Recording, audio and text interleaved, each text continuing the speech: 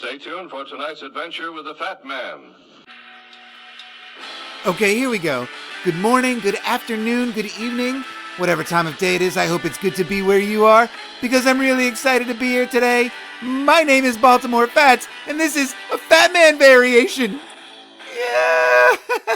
Okay. All right, so now that begins because I'm very early on in my research on Alexander Dallas Backey, and I've come across this, which is a commemoration speech, essentially a eulogy given for Alexander Dallas Backey after his death, and it was given by his close friend and contemporary and co-founder of the National Academy of Sciences, co-member of the Scientific Lazzaroni, Benjamin Apthorpe Gould. All right, and it was delivered on August 6th, 1868. And now here's a picture of Benjamin Gould. Right, here he is, and I'm sure we'll get more into him down the line, but I wanted to show that, like, the first page of this book is like a dedication page here with all of this royal heraldry here or whatever, right? And, so it says that it's the gift of the author, Benjamin A. Gould of Cambridge, class of 1844, January 8th, 1869. And now, I don't know about you, but something doesn't look right down here. All right, so I blow it up, and I'll be damned if it doesn't look like this 1869 is doctored and that it was originally 1860. All right, and look at this January here. Well, somebody clearly had to write over this to correct this with a J. Now, this is a publication of the commemory speech given for Alexander Backey by Benjamin Gould, and, two of the most esteemed scientists, well-respected, coming out of Harvard here. You just don't expect to see this type of, error or correction here. And, it's curious because the speech was given in 1868. If this really was in 1860, what could that mean? And, the handwriting here, is this really Benjamin A. Gould's handwriting? I don't know. This doesn't seem right to me. And so I started to read this commemoration speech here, and I was having a good time with it, and I decided I'll try to record some of it and see kind of how far I get. And, this is still the early stages of Alexander Dallas Backey for me. But, all right, so here we go with a little bit of this. Have fun, guys. Okay, and so here we go with the address in commemoration of Alexander Dallas Backey. By Benjamin Apthorpe Gould. Gentlemen of the American Association for the Advancement of Science. It is no common event which you have called upon me to commemorate. Death, who comes with an impartial tread into the hovels of the poor and the castles of monarchs, is a visitor too well known to us all. Yet sometimes he assumes a new aspect. When, 3 years ago, at the very moment of the hard-won and stern rejoicing of the Republic, we saw her first citizen struck down in the midst of the people who honored him, the destroyer gained almost a new power in our imagination.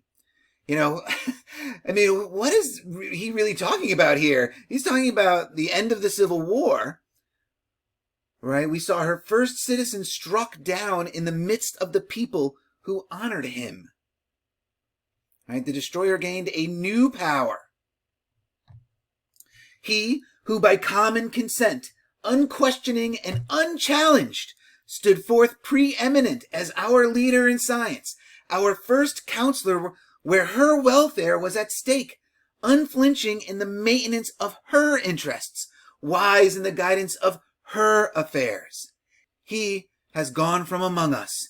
This is Alexander Backey he's talking about here, right? And it's interesting that he has feminized science here. Science is a her here. He stood unquestioned and unchallenged by common consent and stood forth as the preeminent leader of science. Right? It was unquestioned that Backey was their leader. Right? Let's see. Adequately to portray the character, abilities, and influence of such a man would be an undertaking from which the ablest tongue or pen might shrink.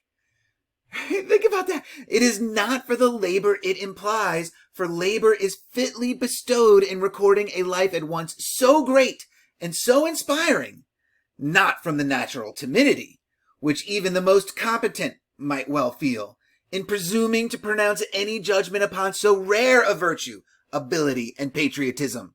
Nor is it even that our point of view is palpably too near to permit the just portrayal of this lofty character with all the truthfulness of outline for which a comprehensive survey of the whole in its many relations is imperative, or to give its fair proportions undistorted by the mists which encompass our vision, and untinged by the hues of which affection adorns his image. That was one sentence. This guy stood in front of a packed house reading this speech. And there, it's just unbelievable, what the listening ear had patience to hear, back in the day, if they had such patience at all. All right, what did this say? It says the ablest, the smartest, the most gifted writers and orators of their day, would shrink at the task beset upon Benjamin Apthorp to deliver this eulogy for such a great man of science. And besides all these, there is yet another reason for distrust. Only one? His influence extended through so large a sphere that it is difficult for us to fully comprehend it now. You cannot comprehend the influence of Alexander Dallas Backy. It is beyond comprehension, because his influence extends through so large a sphere, right?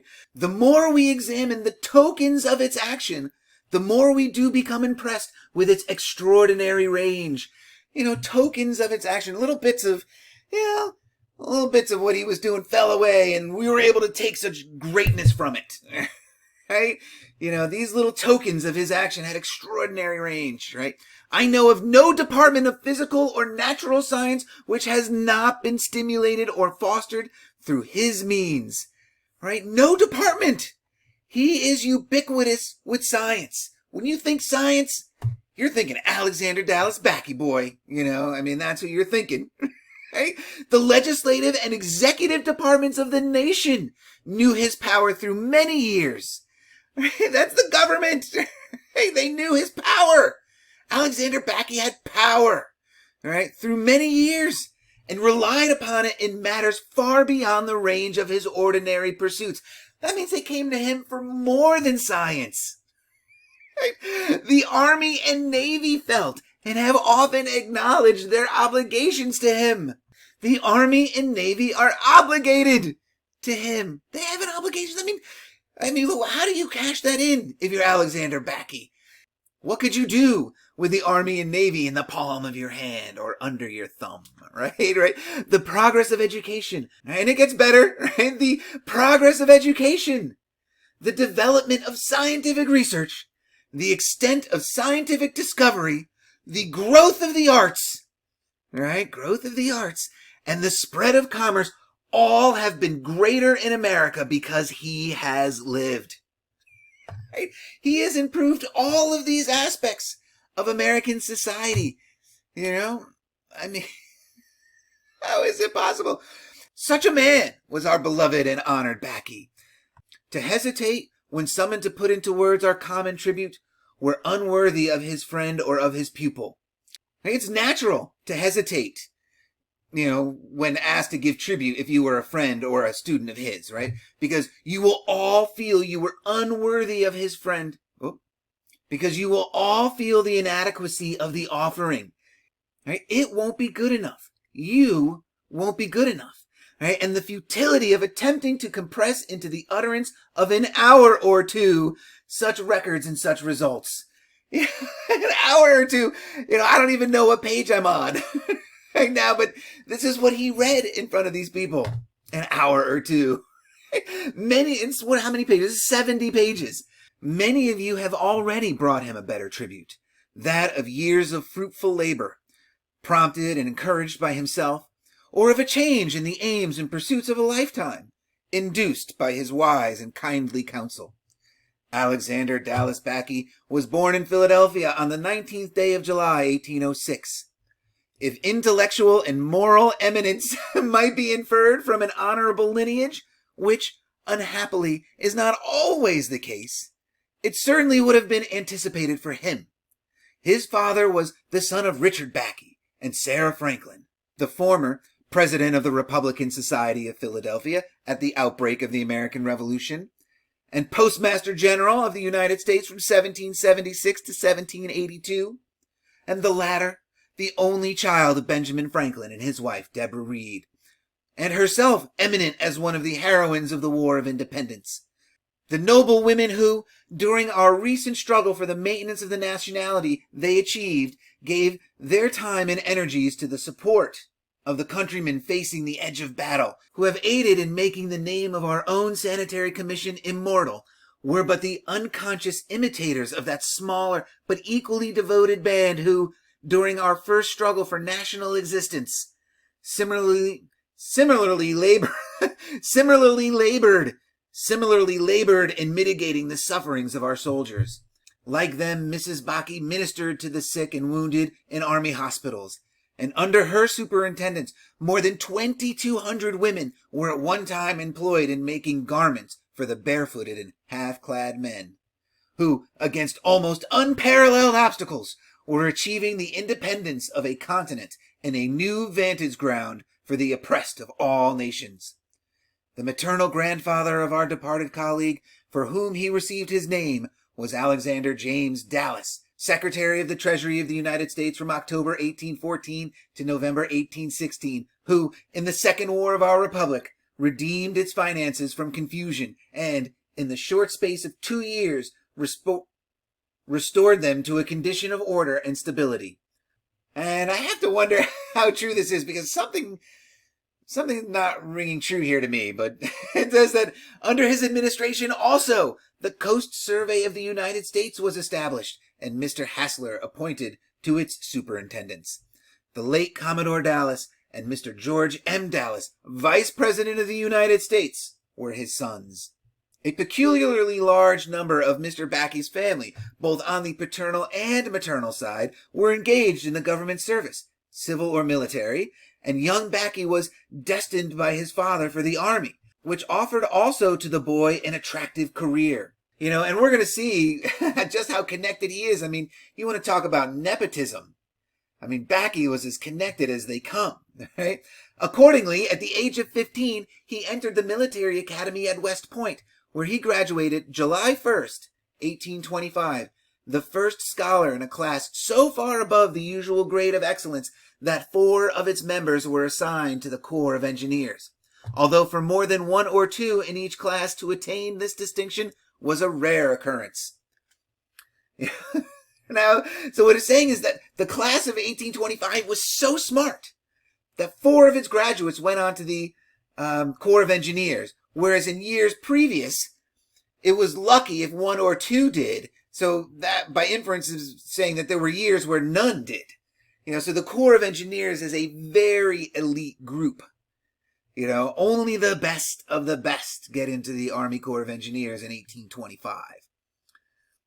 All right, among his classmates at West Point were General Robert Anderson of Fort Sumter and Major General C.F. Smith, who served his native land so faithfully and effectively during the recent rebellion. It is recorded of Backey that, during the whole term of his course at the military academy, he never incurred a single mark of demerit. And this is all the more to his credit in that he was no demure and prematurely sedate youth, but possessed in an eminent degree that love of frolic and of jest which formed a prominent trait of his character in riper years. Nor was the high position which he acquired in the confidence and respect of his instructors attained at the expense, in any degree, of the affection of his fellow pupils. The bonds of friendship formed within the precincts of the military academy seem to have been of remarkable strength, and were most tenderly guarded by him throughout his subsequent life. So, important that he always let them know he was one of the boys, right? He wasn't really better than anybody else, even though he was. He wasn't, right? And the final examination of the cadets, just before the close of their academy course, was attended then, as now, by prominent officers of the military service. In the year now referred to, 1825, the Secretary of War himself was present, right? As if that's some great honor in 1825, right? and the tokens of scholarly and military excellence given by the first pupil of the class were such to elicit the most uncommon marks of approval. Uncommon marks of approval. The secretary himself, with a sympathetic appreciation which does him the highest honor, was prompted to the unusual step of addressing a letter to Backy's mother. This letter, one of that mother's most cherished mementos, I am permitted to read to you. And now this is what the Secretary of War in 1825 wrote to Alexander Dallas Backy's mother. My dear madam, upon any other occasion than the subject of the present letter, I should be obliged to admit that our very small acquaintance would rebuke me for addressing you. But being a father, and knowing how exquisite is the pleasure arising from the well-doing of children, I am quite sure, from your amiable disposition, that you will forgive me when you learn that my only purpose in writing is to state, as I do most sincerely, how greatly I was gratified at the evidences given by your son in his examination, and of the excellence of his attainments. He ought to be, as I am sure he will be, a source of the greatest consolation. I know not whether it has been your lot to have your cup of life drugged in any degree with calamity. Interesting metaphor. The draught must have been severe indeed, if it is not sweetened by the blessing of your excellent son. I knew and loved your father, his great paternal ancestor. I knew only by his works. See, and her father. So now reading this, I'm not sure. Her father may be Ben Franklin. Right? I thought, or permitted myself to believe, that I saw the excellence of both branches about to be untied in your son. I offer you my sincere congratulations. James Barber, who I'm guessing was the Secretary of War in 1825. And so Mrs. Sophia Backey over here, that's just Alexander's mother, right? And so Gould continues, right? That mother's cup of life was indeed bitterly drugged with calamity. So again, I need to find out more about her now, right? But the supporting arm of her son, the rich honors which she happily lived to see accorded him in no stinted measure, and the abundant benefits to the Commonwealth and to the nation, which followed his accession to each successive place of influence or authority, did most effectively sweeten it, and cause it to run over with gladness. Clearly, his mother was a blessed woman, right? So during the first year after graduating, he remained at West Point, an assistant to Professor Mahan in the Department of Engineering, and in the summer of 1826 was detailed as assistant to Colonel Totten, then in charge of the construction of Fort Adams at Newport. Here commenced a close friendship between these two eminent men, which increased with their increasing years, and was severed only by death. And when, long years afterwards, their duties brought them once again to the same place of residence, and permitted a resumption of their intimate communion, the joint influence of General Totten as chief of the Engineer Corps, and of Professor Backey as superintendent of the Coast Survey, quietly but steadily wrought a wondrous change in the welfare of scientific interests, and in the position of scientific men at Washington. Now, think about this. I mean, listen to the metaphor that he is laying down about these two men reuniting in death, right? And it was these men, and it was their joint influence. This who goes on. He was a colonel at first, but then becomes general, right? General Totten as chief of the Engineer Corps, and Backey, superintendent of the Coast Survey. They steadily wrought a wondrous change in the welfare of scientific interests. Think about what that means. That means that these two men sort of decided upon themselves, them and their constituents, that they were going to be the moral arbiters of what the general public needed, or what the general public's best interests were in regards to this science, right? Because there was a wondrous change in the welfare of scientific interests. That means they became more highly regarded and were rewarded with funding and so forth, right? And becoming the schools of thought. Out with faith, in with science, right? And, that's kind of what's being pitched here. And so I'm going to stop here, right? I don't know how long I've been reading this. I'm not even halfway through page 5. And again, I think I joked in there that he read this in front of a packed house, right? And that's just a brief introduction to the towering influence, the absolutely striking figure that Alexander Dallas Backey presents in the narrative, right? And one that's very much hidden in the shadows. We don't really hear about him. So I'm excited to get deeper into him. This is a long commencement speech. Like I think I said in there, 70 pages or something. So there's a lot to get through, not only with that, but also with, wiki and the general internet information and everything. So, reading this commencement is just another way that you can have fun with the lies, right? And so, okay, guys, until the next one, cheers.